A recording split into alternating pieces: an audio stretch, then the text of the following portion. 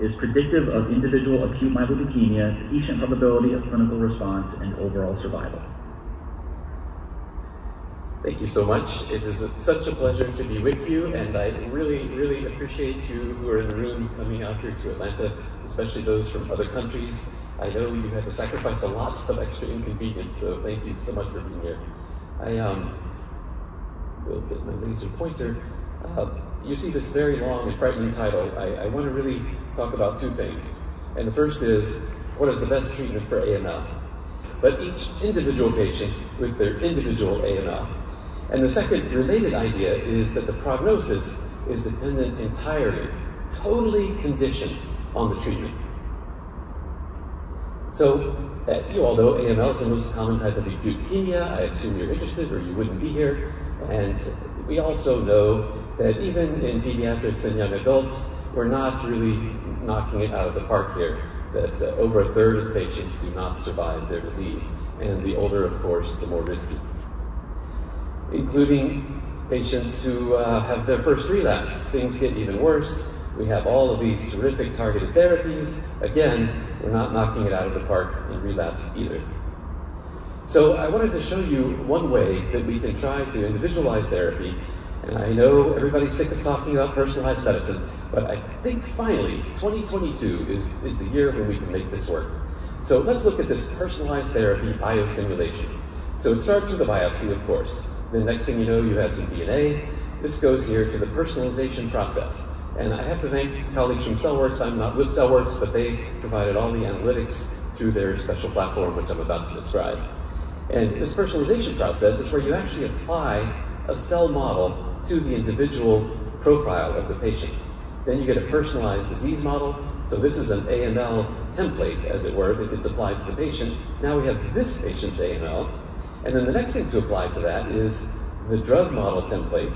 So now we have the computational biosimulation that then calculates this score, the therapy response index, or TRI. So the therapy response index is just a number 0 to 100, and that predicts whether the patient will respond and predicts whether they will survive. That's a lot of words. So to simplify, we have this diagram, right? And when you see this diagram, this is actually a healthy cell. And each of these little clear boxes is a protein or a gene that gets expressed, makes a protein, and all of the arrows in between are either a protein that stimulates the downstream or inhibits the downstream. The net effect of all of this is either proliferation or non-proliferation, survival, or apoptosis. Now let's look at a specific patient. So in blue are the gain of function mutations, in red are the loss of function mutations. So here we see gain of function, gain of function, gain of function. This is a completely typical AML patient with 4 gain of function mutation, 1 loss of function. And then the question is, what do I do? They have 5 mutations, they're different. How do I know what the net effect is? And let's take a look here. You see everything that turned blue is actually upregulated by this patient's combination of mutations. So I'm going to go back again. You see all of these wild type. And now this patient's, these 5 mutations create all of these net effects. In red are things that are downregulated, and in blue are things that are upregulated. So at the end, you see a bunch of downregulated inhibitors of proliferation, i.e. more proliferation, and a bunch of upregulated promoters of proliferation. So this particular patient has 5 drivers of proliferation and about 11 drivers of survival. All of these caused by these way, way upstream mutations. And what about a drug? So that was step 1, layer on the mutations to the healthy cell. Step 2, layer on a drug to this specific patient. So what is midostaurin going to do for this FLT3 negative patient? We all know that a reasonable percentage of FLT3 negative people respond to midostaurin, which makes no sense, right? It's a FLT3 inhibitor. Why would we use it in these patients?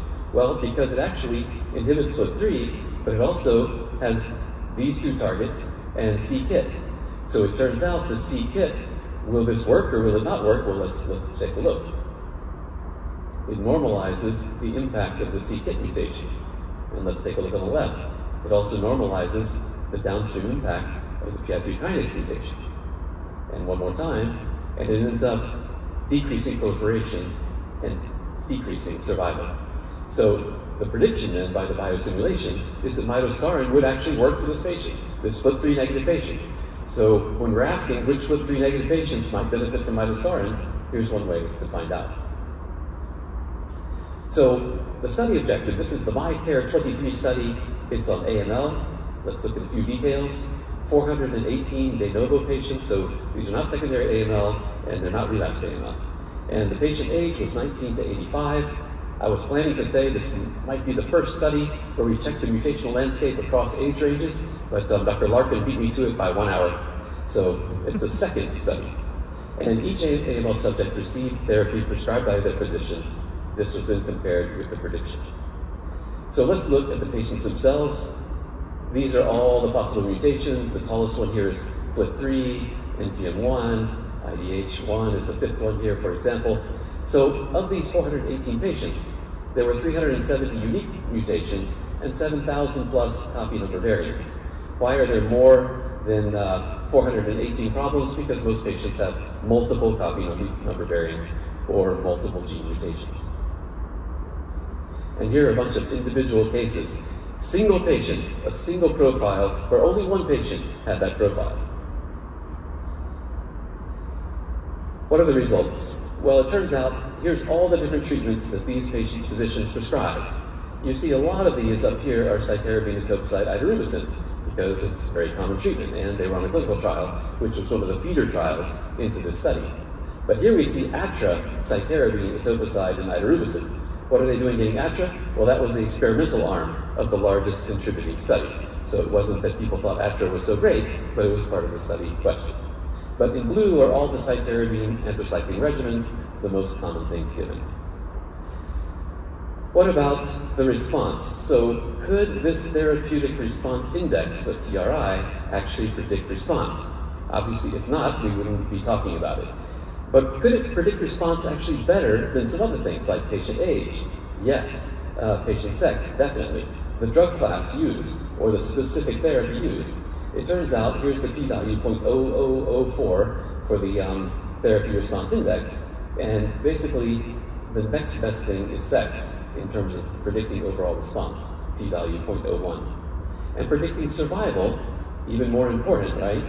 Then in the multivariable analysis, 0.0001 for the therapy response index, and compared to actually nothing else was significant to predict survival when including the TRI in the model.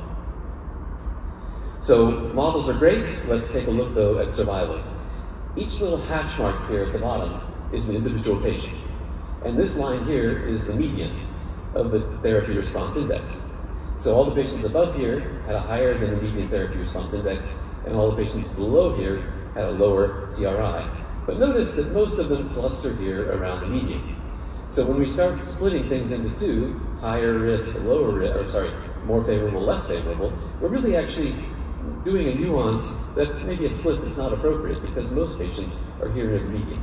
But our brain loves doing that, so let's take a look at what happens when we do that. The red ones are the ones below the median. They were predicted to not respond, and in fact, they did not respond. The green ones are ones above the median, predicted to respond, and they did in fact respond.